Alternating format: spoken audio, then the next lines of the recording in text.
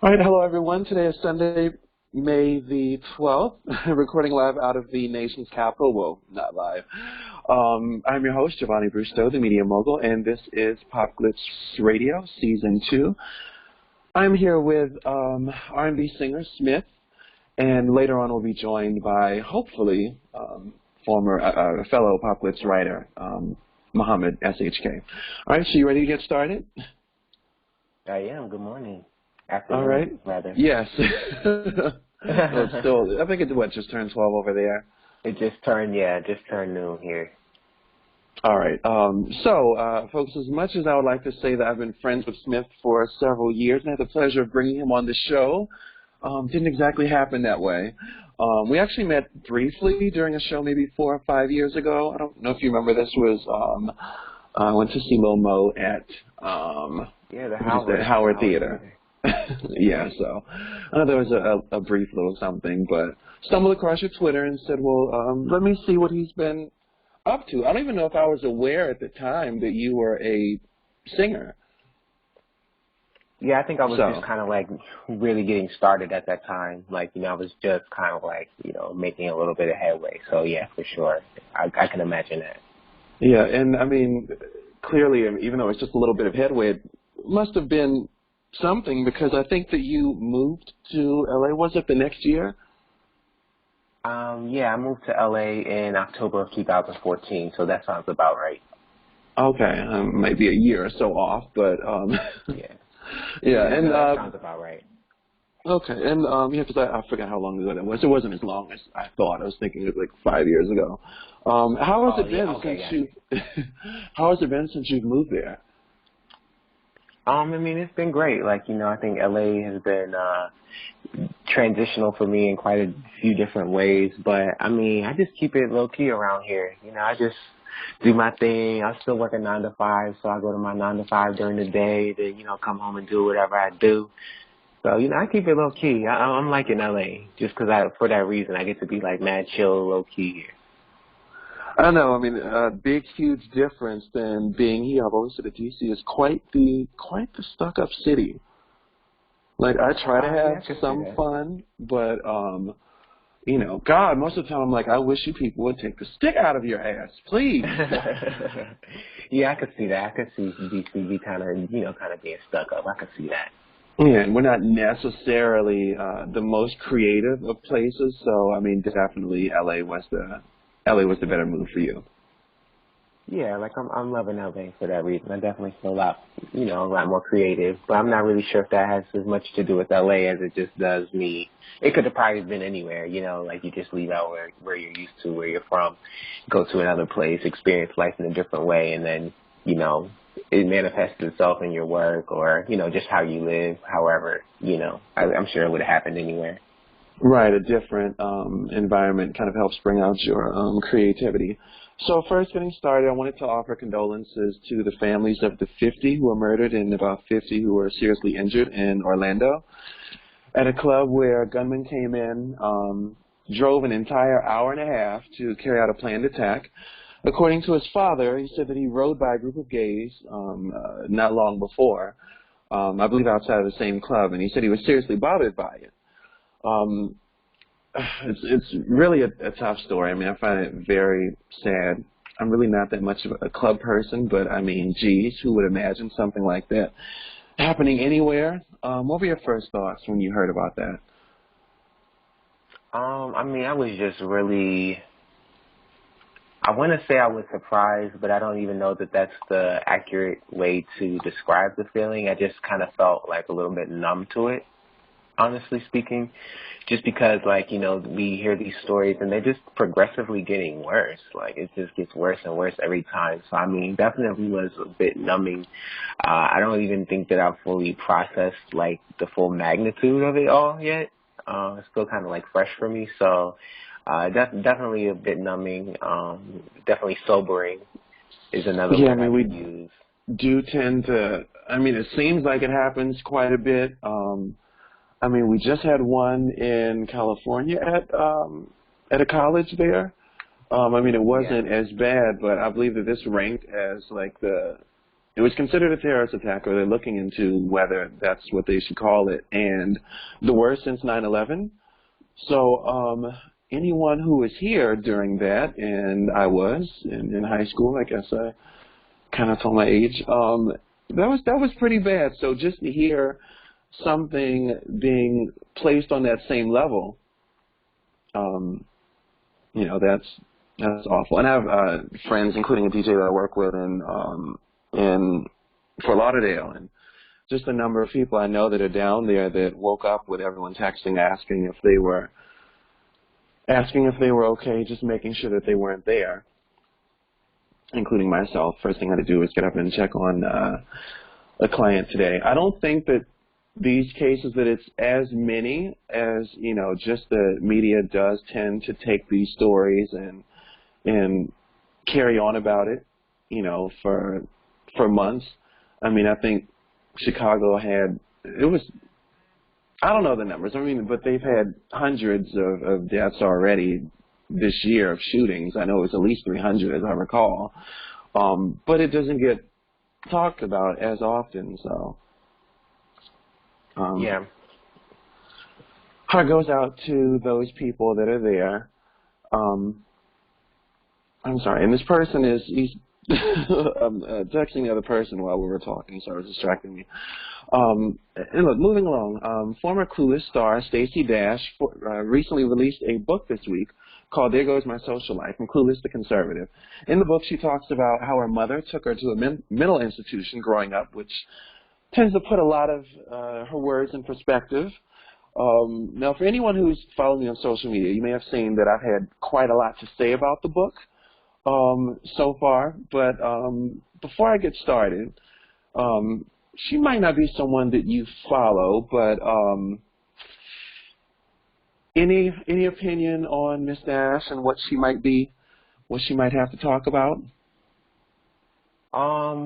Stacey Dash, I mean, you know, I think she's like one of those people where it's kind of like, is she serious? Is she trolling? Like, you know, what's really going on right now? But one thing that I can say, like, you know, playing devil's advocate a little bit here, like, one thing I can say about Stacey Dash is I respect the fact, like, I always respect a person that just says what they want to say. They speak their mind. They stick with whatever they say they're going to stick with. I think, like, a lot of people have the tendency to be wishy-washy in certain regards for whatever reason. But she just seems to be unapologetic about whatever she says and whatever she believes. And, I mean, I think there's something to be said there. I mean, I don't necessarily subscribe to her way of thinking or, like, her thought processes and things, but I do appreciate that she just kind of just says what she wants to say, and she just, like, doesn't apologize for it, and it just is what it is. That is true. I can go along with that. I have to say like, that think of it this way. Like another person that is kind of like along these lines is like Nene Leakes. Like, not so much in, like, you know, her political beliefs or whatever, but she's just like so unapologetic. Like, she says what she wants to say. She makes it clear that she's not changing it. And, like, you know, some people hate her. And I said what I said. Like, she said what she said, and she's not going to change it. So it's like, you know, kind of like, I think of it in that way. Like, you know, we appreciate that out of some people, but like others, when it doesn't necessarily coincide with the way we think, like, we have the tendency to be like, all right, get out of here. But she just says what she wants to say. That's true. Like, I feel like I'm starting to feel bad. Like, I have an actual nice guest on, and it's making me want to tone it down a bit. I was going to revisit the gun incident with the other person, because I totally had like a tirade in my head, and I was like, I just wanted to wait for him.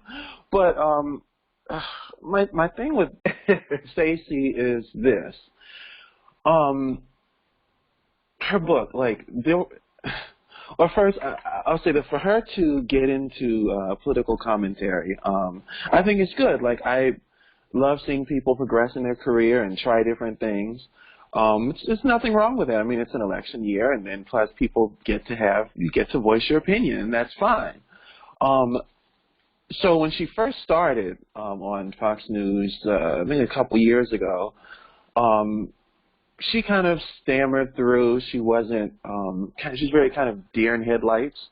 And I was like, it's okay. She just got started. Give her a little time. And now it's been 4 years since she came out from Mitt Romney, and I'm like, God, like you yourself said you're not working. And I mean, for someone who's not doing anything, I feel like you could at least make a little bit of an effort to sound like you know what you're talking about. I don't mind what you're saying, but I guess kind of being a little bit of just a little bit of a media person that again, she just seems to be in over her head. They'll ask her a question, and she might answer it, and she'll come back for a follow-up, and nothing. So there's that. Like, I just wish that she would clean things up a little bit just to be a little better. Also, the items that were in the book, her mother giving her cocaine at 16, burying her dad's drug paraphernalia in the ground, ripping the IV out of her arm on the abortion table, shooting the guy or her would have been a rapist. That was really a lot. And I don't want to necessarily say that it might not be true, but I don't know. I do know on the production side that the book was pushed back a year, so it's a possibility that it was like, hey, or at least I've heard the manuscript was crap, and it was sent back, and I guess all these additions came in. But to make a long story short, I know that she went on Wendy Williams a few years ago, and she announced that she had a reality show, and as soon as the show aired, or that episode aired, VH1 called and said, no, you don't. You had a pilot and it wasn't picked up. I don't know if you have, I guess being in LA, you might have some acting friends. Generally, if you shoot a pilot, it's kind of something that you would keep to yourself because it's a possibility it might not actually go through. And, you can face embarrassment, kind of like she did. And another issue, she mentions that she wasn't working, or she's not working, and no one wants to hire her after coming out as a Republican. And the issue I have with that is, I don't know when we last saw her working, even before that. I know it's been at least a couple years since she's been in something. Like Single Ladies started maybe 5 years ago. That was like in 2011, I think.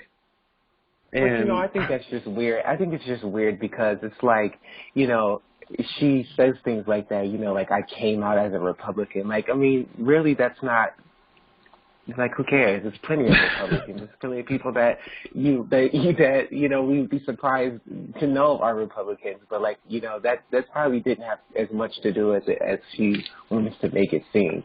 I think that she's just probably really difficult to work with, and probably annoying. That was part of what I did here. For Single Ladies, the stories around that time was that she was difficult to deal with, and so she was off the show. There was that, and there was some other film. There was I forgot the name of it. The following year, same story. And the excuse that she gave for why she left Single Ladies, she said that it was affecting her schedule and raising her child. For someone who's not working, that was pretty much the biggest thing that she would have been on as far as television show in God knows when. Yeah. So I hardly believe that an out-of-work actress is going to turn down a gig because it's affecting your parenting. Now, that could have been the story that you came up with them, and you all decided to publicly make it look like it was an amicable split. But, I hardly believe that. And she talks about people needing to work harder. She said that she thinks that gender inequality in pay is an excuse and to work harder. So my thing is that if you feel that you're not being hired because of your political belief, then I think you should take your own advice and work harder. Yeah, other people have told me that. Listen, I mean, if in fact that is the reason, I don't believe that is the reason. I'm saying just just using your own words against you. Take your own advice. And you shouldn't use that as an excuse. Listen to the troll-like quality of those statements, though. Like, it's just really, like, you know, like, that's, like, people that just troll to just, like, get reactions, like, they just, like, random, like, subjects, like, one really doesn't have anything to do with the other. Like, what are you really even talking about right now? Like, you know, it's just, like, I just feel like she's trolling, and, like, those type of people really don't get much for me attention-wise, because it's like, you know, what are you even talking about right now? Like, right. People get, like, so up in arms about it, but I'm just like, you know, it's just kind of like that weird aunt that you have to just be saying weird stuff, and you're just like, oh, okay. You know, you just, like, kind of, like, nod your head and smile, and then when she leaves, you're like, you know, what was that about? It's weird.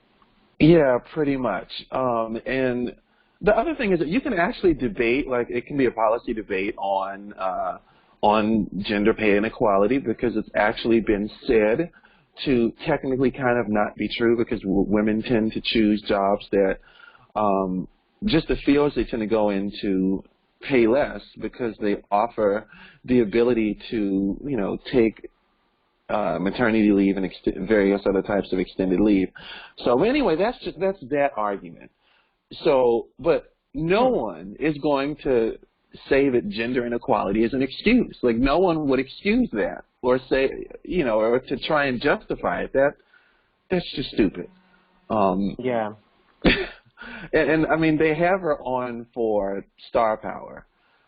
She hasn't really said much of substance, with the exception of, you know, the occasional headline of, you know, people need to go and pee in the bushes, or Obama doesn't give a shit, which got her suspended. I was watching, like, what had happened. She's like, Obama doesn't give a shit about such and such. I was like, what? Where did that come from? Like, you know, even for Fox, you can't talk like that. Yeah, well, I guess she lives and she learns. Yeah, like I said, she has the potential. I mean, she's a pretty woman. She does bring in, you know, if you want to go the route of the token black person, then fine. But let the token black person actually be smart. Yeah. I mean, and if you don't know, you can easily, I mean, she has people around her, so you can practice again, you know, kind of learn the ideology, etc. I mean, Bill O'Reilly was kind of poking fun at her. He asked her, you know, why are you supporting Trump? And she said he's going to make America great again. That is not an excuse. I mean, it's not a reason.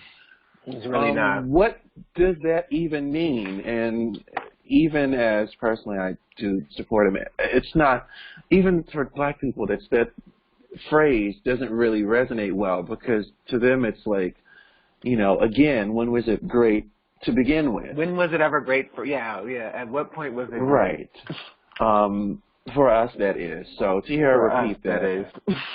Blah. And even he looked at her, he looked at her and he was like, he said, your social life? You don't have a social life? He said, oh, nobody buys that. Look at you. No one believes that you don't have a social life. You know, yeah, just when you say stupid things on television, that's what happens to your social life. This is what happens. But, yeah. Yeah. I mean, poor Stacey. I want her to get it together. And she's also all the best to Stacey Dash. Yes, she is on this advisory board. Like, I think she's heading a PAC where she says that she's going to get black people to vote for Trump. I would really love to know how that's going to happen. I think that we all saw her little Oscars performance when she came out and whispered, and wished everyone really a happy Black History Month. Black History Month. That was really weird, right? That was really weird. There's no explanation for it. I still don't understand what happened. I don't think it was sitting through somebody just scratching the chalkboard. Like, it was so awkward. That was really bad. And then afterwards, that was bad. Yeah, she said that she was going to be in charge of some, or on stage, she said she was going to be in charge of this African American outreach program. And we were like, really? You know, again, scratching our heads. And then they took it further, like it was these YouTube videos were released of like her first day on the job. I still don't know whether this was fact or fiction. That's what's so sad about it, that people don't take you seriously enough that when you actually try and make a career move, that it still looks like a joke. Yeah. Wow. Yeah. I forgot about that. Yeah. I forgot about that. Yeah, quite the... Speaking of which, like, before we started, I saw that she had posted regarding the tragedy in Orlando, and she had, like, posted about it. And I guess the shooter, Omar Martin, he, I guess, was, like, a registered Democrat. Yeah. They searched him or whatever, and they found that he's like a registered Democrat. And she's saying, like, you know, directing this post towards President Obama, like, you know, saying that this Muslim terrorist is like has voted for you. Like, are you happy? Like, this is weird. This is weird. Ooh. It's like trolls, right? You know, I'll say that for partisan sake, I do, when these things happen, everyone tends to come out and say, oh, I bet it's a gun-toting Republican. Like, that's always where it goes. Oh, it's one of you gun nuts. So I actually did make the point about the person being a Democrat, but, like, I mean, you have to be remotely respectful. I can be a tad bit tone deaf, but, yeah, all of that and directing it at the president, like, less than 6 hours later or whatever is totally uncalled for. I mean, weird, right? For anyone to have done, but what would I have expected? I mean, I'm also told that, you know, before she goes on air, the lady gets her notes or her little briefing by her publicist, which is fine. You know, I mean, not everyone is necessarily lucky enough to have one, but lady, like I said, you know, can you kind of try? And something else, her statement about getting rid of Black History Month and black films and black television. You're black and a working entertainer in LA. How do you feel about being told that there's no need for BET or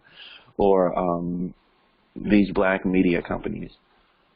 I mean, are you, in her words, she feels that you're voluntarily separating yourself, that it's like, you know, we're doing our own segregation, our own professional segregation. I mean, I don't necessarily agree with that. I think that every people group should have some type of representation in the media, you know, and I think it's just absurd, honestly. I mean, where does that even come from? That's what I'm saying. Like, I just feel like she just trolls. Like, she just finds, like, weird ways to, like, incite, like, conversation. And it's just like, you know, that's the kind of thing, like I said, I don't listen. Like, when I heard that she said that, I was just kind of like, okay, like, you know, next. Like, I didn't make tweets about it. Or, because I'm just like, you know, that's so stupid. Like, what is she even talking about? What is she talking about right now? I think that she just, you know, really does a good job of, like whatever the purpose is. Like, I think she just does a good job of, like, pissing people off by just saying weird stuff. Like, stuff that has no relevance. Like, what are you talking about? It's just weird. But no, I do think that we definitely should have networks like BET and, like, you know, networks and media outlets that cater to, you know, African-American life. Because, I mean, everybody else does. Everybody else, like every other people group, every other race, they have something for them. So, you know, equal time. Yeah, when I heard it, you know, I mean, again, these tend to be media stories that have to be debated, et cetera. Which no one thought of this before. But when I heard it, I was like, okay, there could possibly be a point in, you know, race as an issue. Well, for one, it's a business, and I know from working in D.C. and it's just a lot of money to be made in keeping shit going. Like, that's, you know, whether it's being paid to protest or have rallies, etc. I mean, I knew someone who got $15,000 for just one rally. It was for something rather stupid. It was like an anti-gentrification rally, whereas others do it for free. But just saying, it's a lot of money, policy groups, etc. That's one point. But also, being in media, it's like people who did not get into larger companies, etc., be it Warner Brothers or whatnot, created their own, i.e. Tyler Perry. He wasn't getting into regular Hollywood. He created his own company, and he's been wildly successful while doing it. And she contradicted herself by constantly bashing Black Hollywood. She said that, what is his name? Spike Lee felt that she wasn't black enough, which I guess, to her Republican friends, probably it's like, oh, see, they're ostracizing her. But when it comes to casting, I mean, some roles, it's a character. Don't go auditioning for a ghetto character. Or it's just, it is what it is. It's not really discriminating. It's the character you're going for. There's a difference between her and Taraji Henson. All day. She said she recently complimented Tyler Perry multiple times on her book tour this week, saying about how great that he is and how Medea is this warm and fun character. And I said, but you just bashed Black Hollywood, and who is more Black Hollywood in 2016 than Tyler Perry? Yeah, that's what I'm saying. Like, it's just weird. Like, it's just weird. That's an open invitation that she's leaving there for him, saying, oh, by the way, if you want to hire me. Would he really? I'm pretty sure that he probably could find some type of role for her, really. I mean, it's just, I don't know. Like, I think that, I don't know. Like, I think that she had a potential to be, pretty successful. Like, I think that Clueless was Clueless like her first, or like that was her first? She actually had been in, she'd been acting a whole decade before. I think her first show, she did something in '84. Which I think she was around 16 or something like that. Yeah. That was a whole 11 years before. Again, for someone... Wait, so she was 26 when she did Clueless? Yeah, she was in her late 20s. Yeah. What? Playing a high school kid. You didn't know that? Wow. I did not know that. Yeah, and now that she's you're almost saying 50. it, something vaguely... Wow. Now that you're saying that, I do vaguely remember that. Example of black doesn't crack. She's always been the example. We always talk about how amazing that she's looked over the years to play roles that she was far too old for. Get out of here! Wow. That Kanye video, It All Falls Down, back in '04, or '05. She was near 40 at the time, like 38, 39, and. Yeah, I mean that. The girl down the street that you're following. Yeah, we generally don't picture following a 40-year-old. Interesting. I mean, but she sure enough was. Yeah. Okay. That puts some things into perspective as well. Which is why, I mean, for someone who's been in so many black shows and black music videos, how are you going to bash those who gave you your money coming up? They didn't do anything to you, as I see it. And secondly, as someone who knows a little bit about black outreach, I mean, you have to go where people are. Where's the black audience? They're watching BET. So bashing the largest black network just doesn't work. Yeah, it doesn't work. I mean, I tell people, like, okay, you want to recruit black people, okay. Going inside of the hood and bashing Obama, whom everyone there likes, yeah, good luck with that. And record yourself while you're doing it, because I would love to see the outcome. Not going to work. Yeah, I really don't advise that. For those who are listening, please don't do that. All right, moving along. So Adele has been described as the Whitney Houston of this generation by Good Morning America. Really? Yeah. Yes, really. She actually was. Wow. When I first repeated it, I was literally destroyed, like, on the internet, on the phone, in person. It was pretty bad. Anyway, I've never really been a fan of hers, and I don't really think that she's that great of a singer either, at least not a live one. But recently, she's done more live performances, and so naturally they've been critiqued and brought under fire.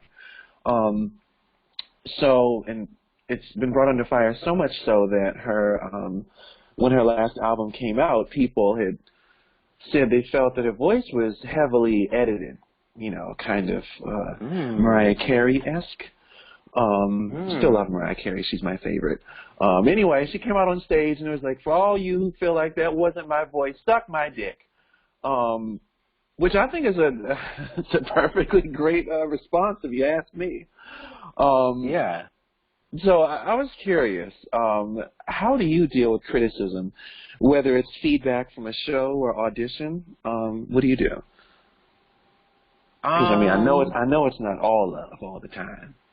It's really not, and I mean, sometimes it's hard because I mean, like Erica said, it's the most cliche thing to say as an artist, but like, you know, keep in mind that I am an artist and I'm sensitive about my ish. Like, I'm very sensitive about it. So, you know, I'm typically like, luckily, like a lot of the negative stuff doesn't get to me, and like I hear like 10 positive responses to one negative.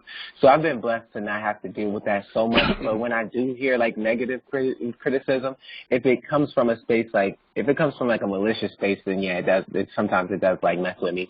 But certain times, like, you know, when I get like some, you know, critiques or whatever, it comes from like a space of somebody that is observing and they want to be helpful in some regard. So like, you know, I try to take it in stride, but it's not easy at all.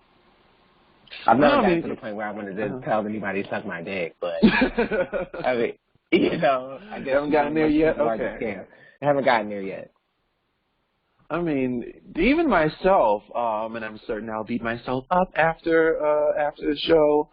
Like I said, I felt like I was a little taken aback because I've had some kind of fire starters on with me, so I'm like, I'm feeling compelled to be nice for a change. But you know, the same with me, and I'm not an entertainer, but I mean, probably the closest I've been. A choir director, assistant choir director for a mega church, and I'm most comfortable behind the scenes. Like, I've done show production, and you know, various forms of medias and writing for different publications, etc. Right. And even with that comes a lot of criticism, and sometimes I'm just like, you know, either you know, the fights are above my pay grade, or, which I'm sure I'll hear something for saying that, or B, like I'm not the actual talent, you know, like, go beat up on somebody else. Yeah, no, I can see that. I can see that. I mean, I'm not that sensitive. I mean, it is a business. So I spend a lot of time, energy, money, etc. into what I do. You know, you give people opportunities. Folks tend to be unappreciative. It's life. You know, but I have pretty thick skin. But again, I'm in D.C. You are, you know, you're in like the most superficial of places. You know, being here, like, the most successful people are arguably the ugliest. Just, I mean, at least in politics, it is. You know, gone are the days of the stylish Nancy Reagan. And now the Hillary Angry Bob is taking over, the Angry Bob pantsuit. It needs to end. Well, we had Michelle Obama. We had Michelle for 8. So I mean, we got to take that. That is true. That's okay. We had thank Michelle you. for 8. And Michelle, she gave it to us. Okay, I have to give it. I'm definitely gonna miss Michelle. I'm gonna miss the Obamas, man. Oh my God, like, yeah. I'll miss Michelle. Oh, okay. I was waiting. But look, I mean, I'm glad. No, nope. But, well, you know, I'll say this. You know, one thing about the Obamas, you know, this election cycle has gotten so nasty that, if anything, it at least allows you to appreciate Obama as a speaker and just as a communicator. that is. Again, kind of being a communications person, speaks well, etc., all those wonderful things. Even though I'm not necessarily inclined to vote for a linguist as the number one quality of a candidate, but in comparison, he hasn't, threatened to, bomb the shit out of anything, etc. Right. And get away with it. You're right. We do kind of have a double standard. The only black person who is going to be elected was going to absolutely be the top of the top on paper. That is. I mean, so it could have been another that. way, man. It could have been another way. It really could have. I don't know. Like I said, I don't know how much more Nigerized of a person would have been allowed in the White House. That's true too. That's true too. You're right about that. See that? Yeah, and back to the dealing with criticism. Lady Gaga, for instance, said that she had contemplated suicide in so many words. And after her last album, or after Art Pop, did so bad and there was such criticism over it, which, by the way, it's interesting how labels send out cease and desist orders to stories a lot. The last time I saw things disappear off the internet was Beyonce's B-Day, when there was a lot of controversy around the release of the album. I go back, I can't find any of these stories. Then again, it was 2 years ago. Wait. Okay, so JaVonni, please refresh my memory on that, because I vaguely remember that happening. What, B-Day or? Yeah, yeah. So first, what happened with that? So, for the Gaga one, there's a story about her kind of talking about suicide, and I can't find it again. I know what I saw. Oh. I spend a lot of time going through stories, etc., and they get reposted in forums and whatnot, and it's gone. Because I thought about it. Someone told me no, she didn't, and I was like, yeah, she did. Like, I remember reading it. I don't mention anything unless it is sourced, because people will attack the shit out of me if I do anything else. So, that was really bad. Gaga is such an amazingly talented person, and for all the things that get said about her, I hate to hear about anyone talk about offing themselves. But during when B-Day came out, what was it that I heard? That it was all released and it was recorded in a week and a half, 2 weeks. Day I heard it and said, shit, go back in the studio. Like, that was, had gone around a few times. And there was no evidence of it. At all. It was just how awful I remember that the team and that some songs were sent out to some early markets and they didn't like it and they all hated it. And I couldn't find any of it. Just a few years later. Wow. Because I know takedown requests go. They go around because I've gotten them before, and I have actually been taken down. Yeah. Okay, and I remember. This is interesting. Back when that happened, before her album came out, this was when LimeWire was on fire. I destroyed some computers with that. Yeah, me too. And I remember getting a bunch of the songs off of B-Day off of LimeWire 2 weeks before it came out. And they were early. That's so wild. They were early. I can't think what the word is, but they weren't finished. They were unmastered. Yeah, they were pieces and whatnot. Yeah. Yep. Because those don't. Since those programs are gone, we don't get to hear early music as much or unreleased pieces. Because I had Britney Spears' album, whatever that was, in 2007, I think, Blackout. Yeah. I downloaded it illegally, and I would play it every day. And then one day I just listened to the actual album, the legal album, and it sounded completely different. Yep. The mixing and mastering was completely different. They leaked the early parts, and that's also why I'm glad they got rid of it, because that definitely changes your opinion of a song when you hear something before it's fucking finished. Well, yeah, that's I thought the album was very I mean, it's very digital. I mean, the beats were kind of, I thought, stagnant throughout, but I liked the overall direction she went in, Brittany, that is. And then again, I listened to it later, and I was like, no wonder you thought it was kind of boring, because you didn't hear the finished product. Duh. Yeah. Yep. Wow, that's so interesting. I forgot all about that. But yeah, Adele, I mean, I feel like when you're she's also kind of gotten to the point that she can tell people to that's what I'm saying. Like suck when you've it. gotten when you're as successful as she's been, like, I mean, anything you can pretty much say whatever. And sidebar, that's kind of my defense of Donald Trump. Just that, I know folks don't like hearing it. When you've reached a level of success, just in general, whether it's her or him, you do kind of get to say what you want. And who's going to do something about it? Who is going to go and shut him? I mean, shut him up. Now, it's to an extent because he put all his money into the first half of his campaign, and, he won. So in the end, everyone got what they wanted. Well, now he's like, I'm not putting up any more money. He needs the money. So now you see someone who it's leveraged. He can't say what he wants to because all these people are going to pull out their support as they have been off and on doing. So he's met the proverbial who's going to stop him. But I am just honestly tired of I'm just going to be honest with you right now.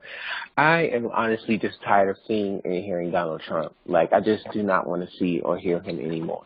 It's like a joke that has gone on long enough. All the media, it's a lot. And I'll say that he's said and done a number of things over the last year. In part, his opponent, Hillary, they both have extremely high unfavorables. And she doesn't make any slip ups, which is odd. Like, no, the whole country hates them both. I mean, they genuinely dislike both candidates. We've not been there before, but she doesn't make these types of statements because, I mean, it's something to be said about being conditioned and media trained. It's not easy, and she's been in it for years, and so naturally she knows all of what to say and what not to say, and she gets to be ambiguous in her points, which is why everyone knows that she doesn't stand for anything, because she gets to jump on both sides of the same issue. But it's different. She still didn't order anyone to get beat up. Right, yeah. Trump does take... Yeah, right. He accepts every... Because even... I'd say, like, even with regards to what you were saying regarding, like, just I wasn't getting supposed to go there, but I did. Listen. I think the same thing. I know, right? But it's the same thing. Like, I feel like she is successful. I mean, she's definitely popular enough where she really could say whatever she wanted to say and probably get away with a lot of it. But it's just kind of like, who says things like this? Right. Which is why I understand the connection with Stacey Dash. Well, Donald Trump thing is the same. Yeah. Part of the thing with him is that he accepts every single media request that he gets. And when you do, and even from people that clearly don't like him, like he's been told, or many commentators said, I would have never gone on a show with so-and-so, or like, why would you do that? That's suicide. But he accepts every single request. And some say, oh, he wants the attention. Well, you're running for office. Like, you should be reaching people. I have more of an issue with those who avoid interviews. But if you accept every request that you get, say 100 interviews versus someone's 20, you're going to have a goof-up in there. In the process, and we're kind of in a year that people are just so unhappy. They would rather burn down the house and start over again from scratch than to deal with the same old. But I'm going to say something I've probably never done before, and I'm going to wish them both well over the next 12 months. No. No. Okay. Okay. No. Yeah. All right. That's how I got out of the last topic. I'll give you that one. All right. I need to move along. So, former One Direction singer Zayn Malik was scheduled to perform last night at London's Summertime Ball. And he pulled out the last minute right after flying there, like going out of the country, went over there, and he said he was experiencing the biggest anxiety of his career. He thoroughly apologized. He said he was going to try and make it up to his fans if he could. Smith, have you ever experienced anything like that? Any pre-show anxiety attacks? Do you get butterflies or get nervous before going on stage? I do. I mean, okay, so when I saw the story, I, definitely was on both sides of it because as an artist, I have absolutely experienced, like, super high levels of anxiety. Like, I just did a show when I went home to Baltimore, like, last week, and I remember, like, it was, like, 10 minutes before I was supposed to go on, and I just kept having this feeling, like, I don't want to do this. I want to go home. Like, I just want to go home. I don't want to do this. So I, felt it. But then also, I'm a consumer as well. Like, independent of being an artist, like, I still consume music at a very high rate. I still do shows and stuff, and I would have been pissed. I would have been pissed. I hate that. I hate that when artists pull out at the last minute. I hate that. I would have been pissed. And, when you're at the level of him, you're on his level, like, there's, like, tons of people waiting for you. Like, I would have been That's pissed. really a big deal, like, to pull out. It's a major deal. I don't know how many people were there, but I'm certain they are in the thousands. And I felt bad for him because he's really at the top of his game right now. I mean, embarking on, a solo career. Not a bad-looking guy, might I add. Probably the best-looking on the show. I mean, on the of One Direction. On the ticket of One Direction. Yeah. I mean, and very talented. Everyone wants to work with him. Everyone is just thrilled to shape him as an artist. But also, hey, there's that nervousness of, being a one-hit wonder or just flopping right out of the gate. So I understand, but I was rooting for him. I was like, come on, you can't let that get the best of you. I mean, well, I guess like the one good thing about this situation is that because of like, I will say that I feel like the story has been kind of like sensationalized. Like I saw Gigi Hadid, like she, wrote him this really nice, heartwarming message about like being human and stuff like that. So there's a way that it's like sensationalized where I don't feel anything like that he does, as you would imagine. The media does sensationalize. I'm always telling people, look at the motives. Things do get blown out of proportion. And he's young. It kind of happens. I mean, hopefully it won't happen again. And generally, if you pull out as a PR person, like I would kind of advise someone like, okay, let's just say he had the flu. He had a stomach sickness. But, so that fans will actually feel bad and, like, not want to riot or whatever. Because I think if I heard that, someone I paid money to go see stayed in the house because they were nervous, they'd be like, come on, get up, you pussy. Like, what is wrong with you? Yeah. I mean, I get it. Like, and I would want to have hired somebody that would tell me to do the same. But then again, like, as the PR person, he's being honest. Your client, your client, like, this is not going to be a good idea if he goes out here. And also the other thing too is, that could be a PR spin. Like, it could have been anything. Like, he really could have, like, probably shit his pants or something and just didn't want nobody else. You never know what really could have happened. You just know what he said. So, like, now it's become this sense of, like, what's the best exit route here? Okay, say it's anxiety. Well, that's better than... That's better than it could have been it could have been anything. You know what I mean? Like, it could have been anything. Like, I know I would, like, if that, something bad happened to me or whatever, I didn't feel like sharing, I definitely would want to spin it in the best way so it could, garner me, like, some positive in the negative. But, I mean, we never know what could have really happened. It could be that, it could not be that. You never know. Right. And, I wanted to touch on our favorite original R&B train wreck, Mr. Bobby Brown. He's also publishing a book. Yes, Bobby Brown. And so far, what we know that's going to be in the book is he has said that Whitney Houston is a bisexual. He's confirmed it. Now, many would ask, why would you want to stay with someone like that? I mean, it must have been a horrible marriage, but, you know, to the average guy, that's every guy's dream. It's like a 2-for-1, you know. But, seriously, I mean, that's like, that's pretty disrespectful. I mean, unless you split on bad terms, should you come out and say things? And even then, if the party is dead, then you should, like, you know, you're married, you had a bond, carry it to your grave. How do you feel about coming out and spilling your dead ex's dirt? Oh my God! in the media, I'm really sitting here like, put it in that perspective, Bobby, why? I know, interesting question, right? Oh man. Do we see any? Is there any justification for this? Is there a positive? Any positive way for it? I mean, you have to be really completely broke to do something like that, in my opinion.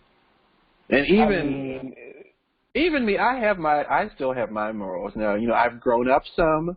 I've been petty, etc. In years past, in story, in posting. All of us. Yes, I try really hard to be professional and whatnot, and to not take it there with certain things and certain people. And I can't do that.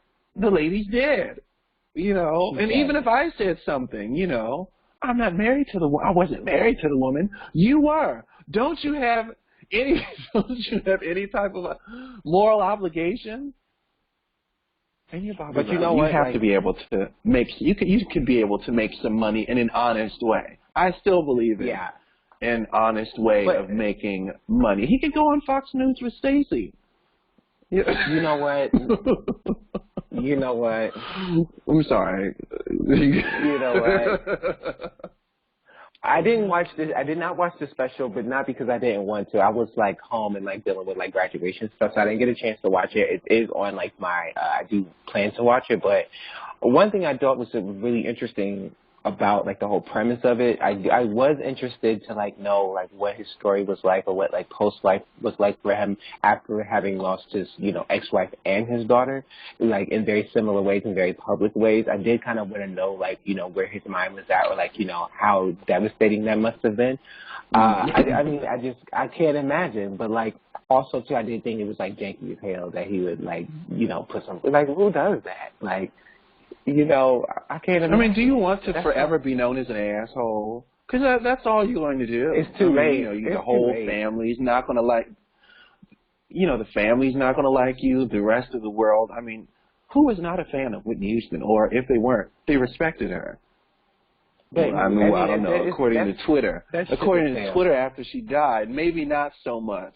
But I'm just saying, like, you are officially the biggest asshole in the world for doing something like that. And then he tried to spin it. And he did try and put a positive on it. He said that if she were able to be with her best friend, Gail, and be in that relationship, because they were in a secret one for years, that she probably wouldn't have died. And so she was doing things like cocaine, which she did on the night of their wedding, which he also shared, that she probably would still be alive today. So I don't know if that was a way of pandering to the gay community. I mean, no. But you bashed the gay icon, so that cancels each other out. I don't think that. Yeah, nah, I can't mess with that. I can't mess with that. I think he was dead wrong for that. Bobby, and I believe in you know, in reinventing yourself, etc. You are, according to your bio, 27, right? Yeah, 27. Okay, so a couple years apart. I just turned 30. Happy belated. Thank you. It's getting real, right?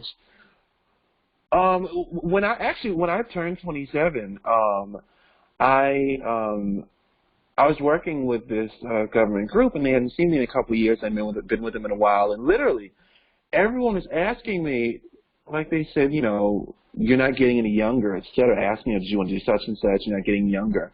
And I think 2 people like that day said it, and I was like, what is wrong with you people? Like, why are you talking to me like this? And the first time I heard that, or I heard 30 uttered from someone's mouth, it was during a family, some type of family event. And an in-law came up to me and she said, "Oh, you're almost 30." And I looked at her like she had just stabbed me. I mean, no one had ever said that to me, and it was like the biggest insult. Almost 30? How dare you? Why would you say such a thing like that? Such a disgusting, vile thing out of your mouth. I mean, wasn't so bad. Yeah, I mean, about 2 months before I redecorated and I was doing spring cleaning and I was tossing out clothes.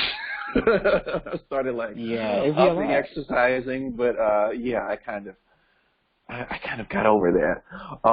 But look, so being a millennial, and I spent the beginning of my career through the recession. I was in real estate at the time, and I watched everyone around me, people's careers tanking. They downsized homes and cars, etc. That didn't go well, so I left real estate alone, and I was doing IT. And this company wanted to move me to Kentucky. The company bellied up.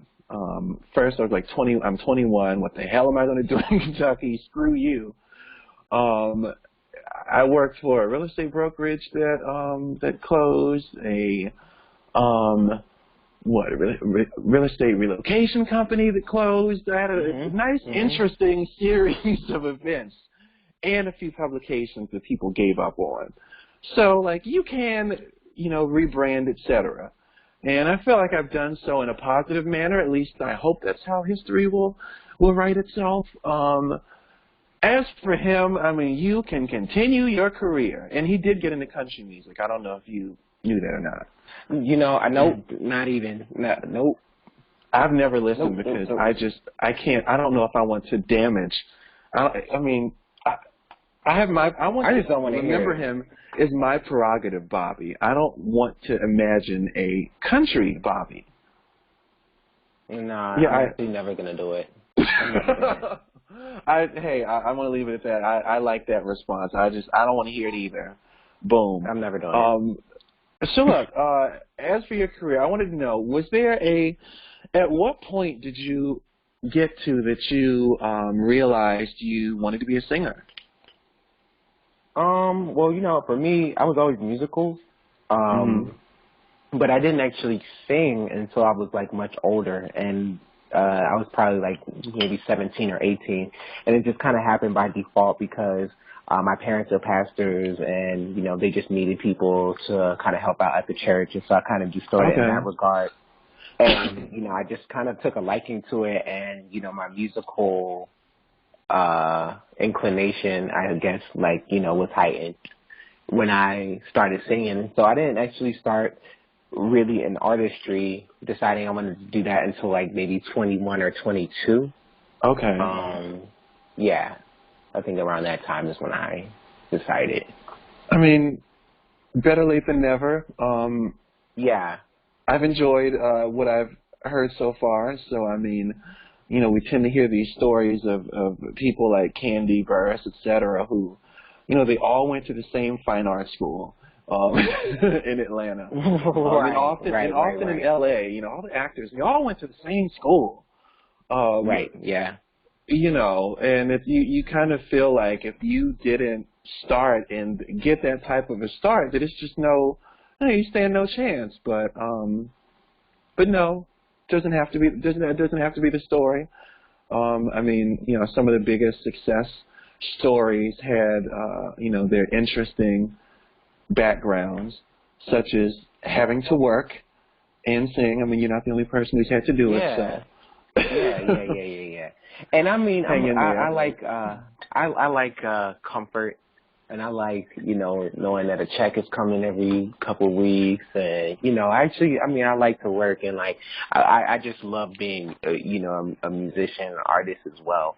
So I think that starting a little bit later definitely helped me in that regard as well, because I have tons of friends out here, man, that are doing the artist thing full time, and just going from this place to that place, and like, you know, not waiting on this chick. I'm supposed to get paid by, you know, so and so for this, you know, 2 weeks ago. I don't want to deal with that. I can't deal with that. Yeah. I cannot deal with that. So I think that, you know, going about it in the way that I have has really just helped me keep things realistic, keep a realistic view of, like, you know, what's really going on.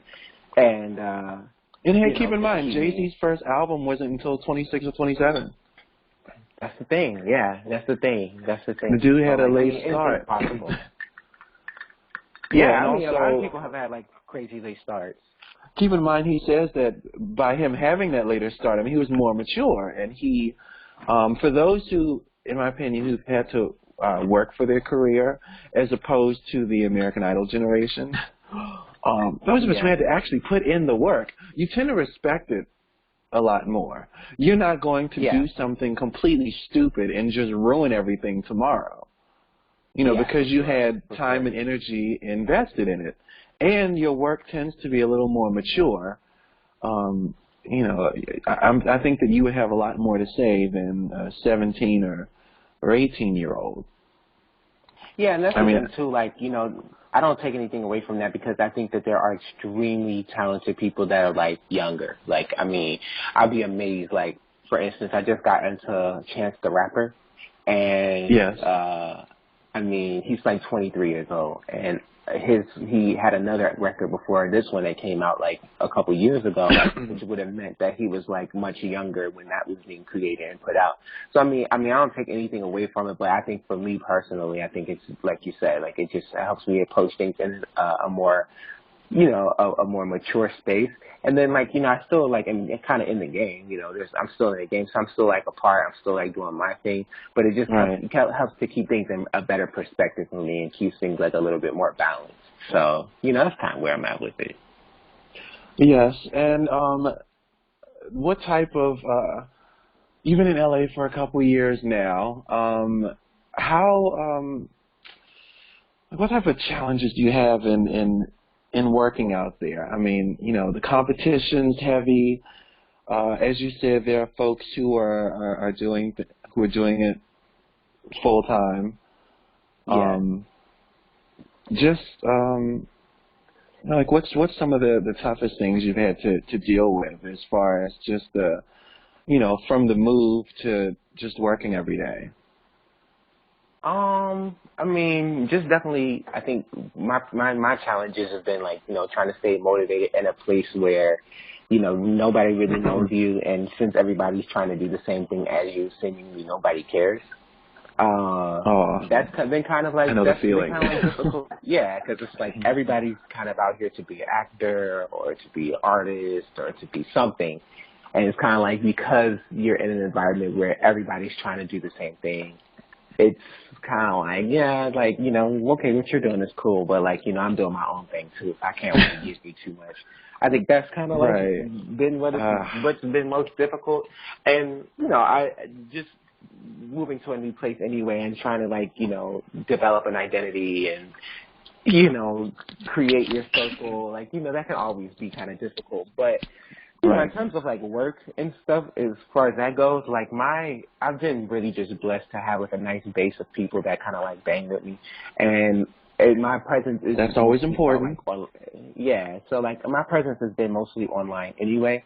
So I could have been anywhere, and I think that I would have gotten, like, you know, support for, you know, things that I'm working on and things of that nature. I really do want to, like, you know, penetrate the LA scene a little bit more and, like, kind of figure out what it has to offer because, I mean, even though there is, like, you know, heavy competition and, like, all those things, I just feel like because I'm in this place where there are so many opportunities and so many ways to be plugged in, you know, one would be doing themselves a disservice to not explore options. But, you know, like I said earlier, I keep it kind of low key. Like, I'm not really sure that I'm chasing anything per se as much as I just want to create what I want to create.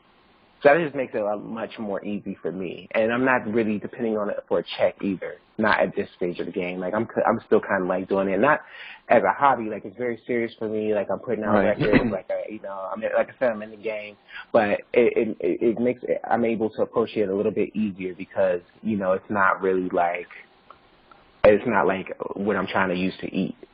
I have to commend you for the statement about not chasing a check, because I'll say this: I am very competitive. I am almost dangerously competitive.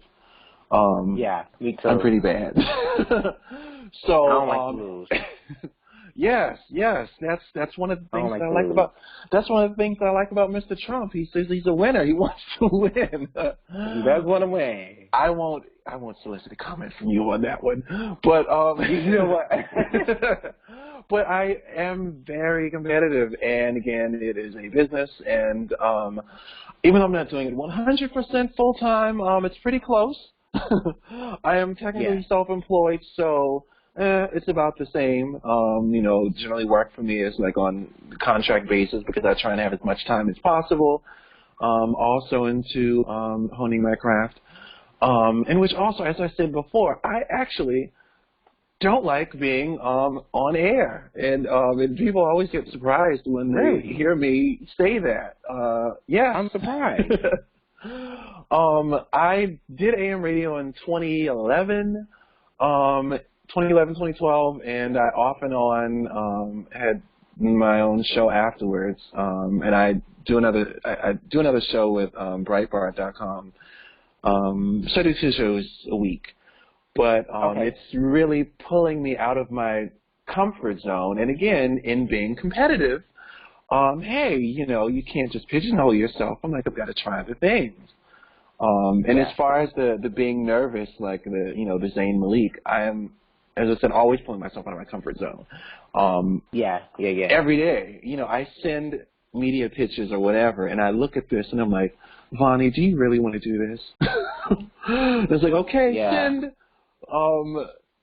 Public speaking as well. I went to Florida to amongst a group of Republicans, mostly Jews, and had the nerve to speak on gay marriage. Interesting. I was really asking for it. Yes, but you've got to, I say, take things a step at a time, a day at a time.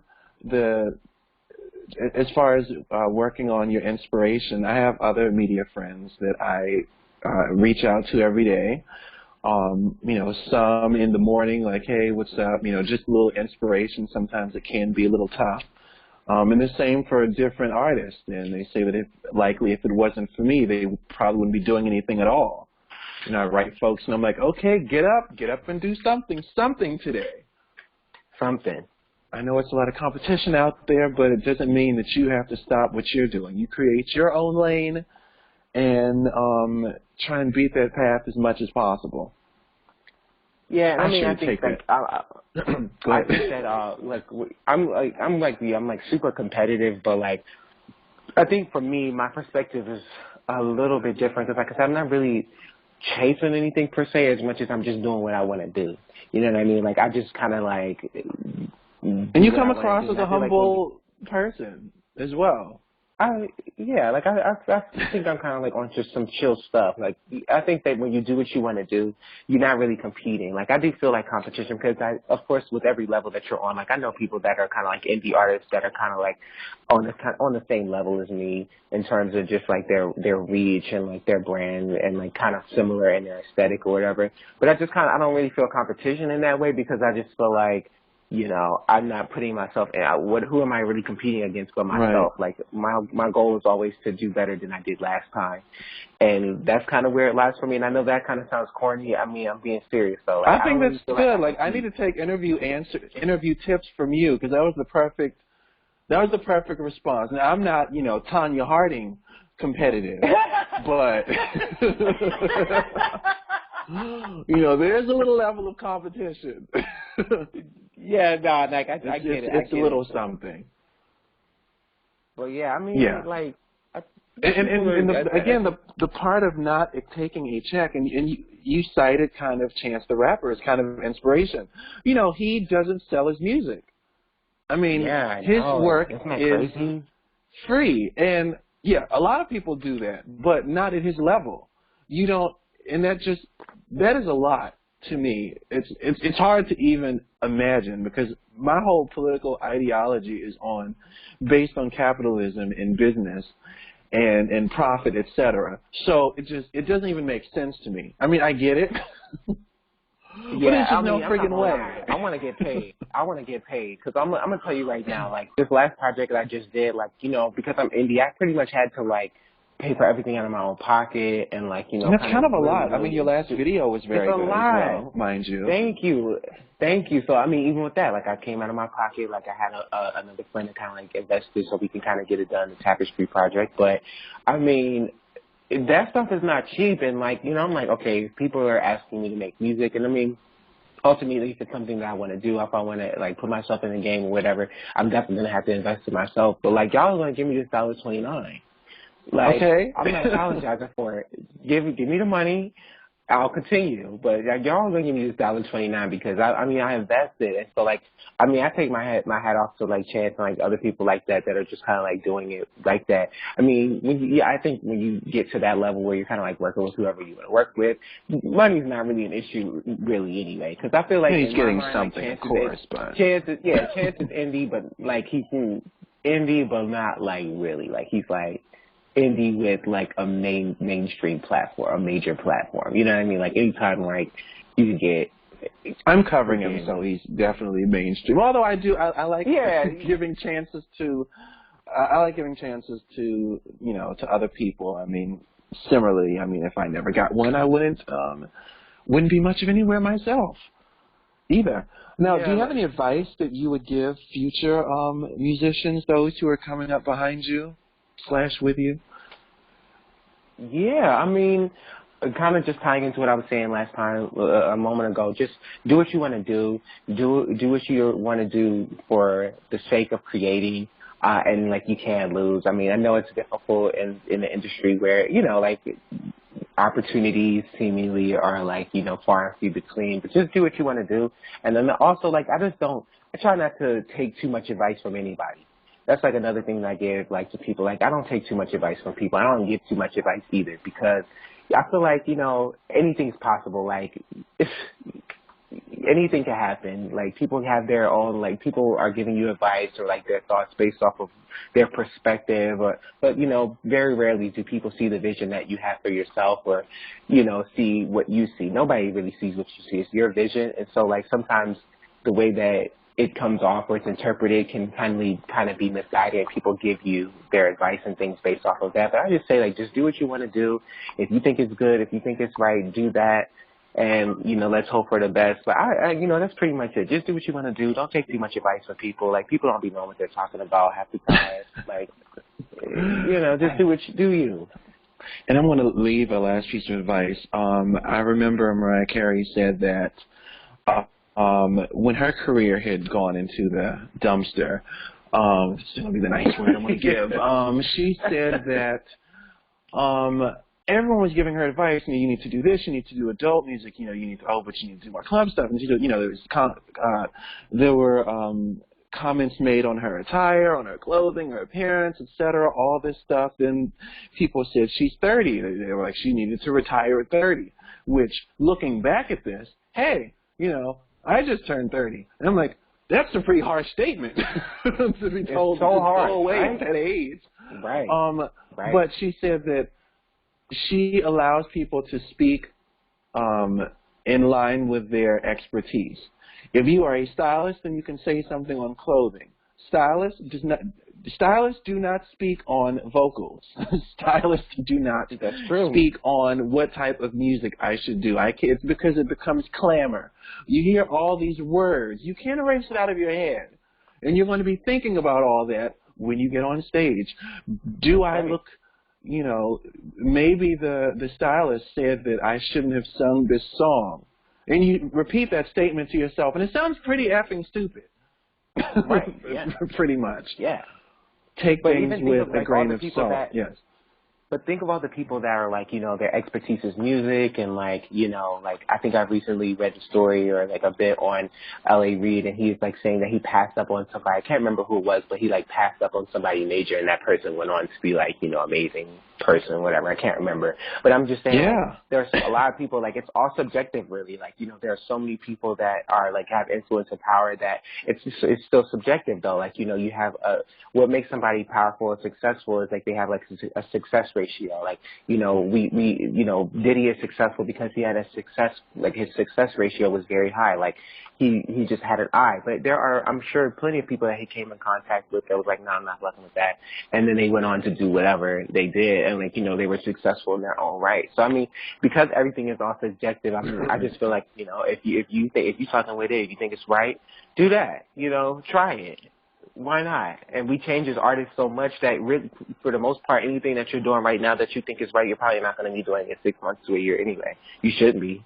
Yeah, you have professionals. You have professionals around you, and always trust yourself. You know, that is generally what. That's kind of what Mr. Donald Trump has said. He said that everyone said he wasn't going to make it to a certain point.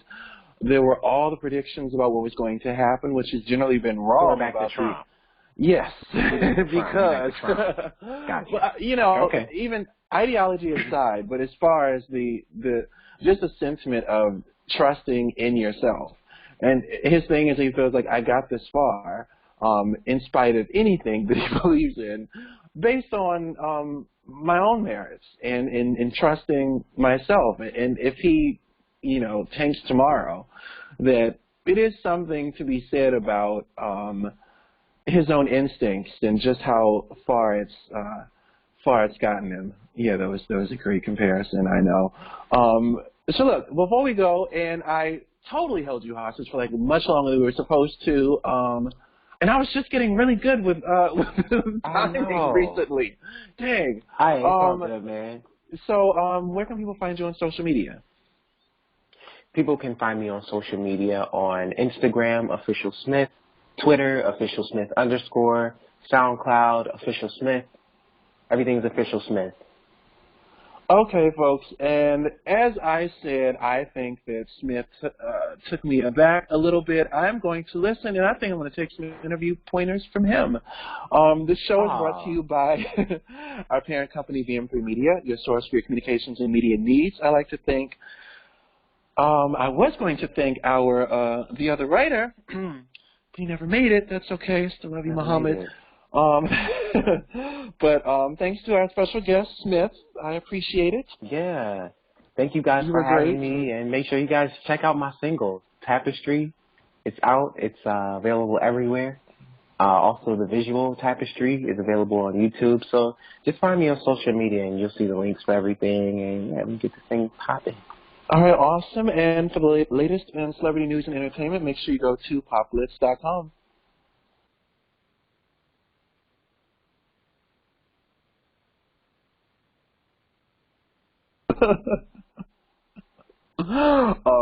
One second. Great. So now I get to have editing to do because I can't figure out how to stop.